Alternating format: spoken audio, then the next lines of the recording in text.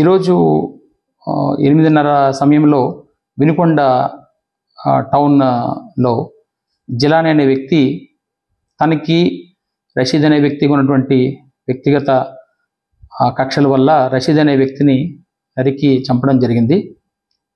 ఇటువంటి చర్యలు ఏమైనా కూడా ఎక్కడైనా ఏదైనా రిపీట్ అయితే చట్టపరంగా చాలా కఠినమైనటువంటి చర్యలు తీసుకోవడం జరుగుతుంది.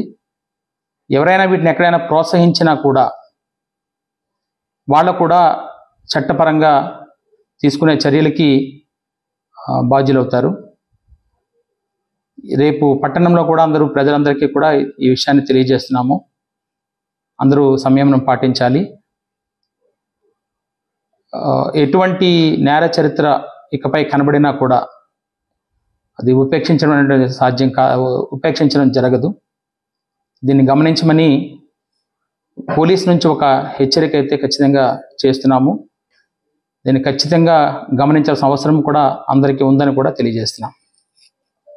144 సెక్షన్ కూడా అది అమల్లోకి తీసుకుంటున్నాం. అక్కడ ఎవరు ఎటువంటి శాంతి భద్రతల విఘాతం కలిగించినా కూడా కఠినమైనటువంటి చర్యలు తీసుకుంటాం.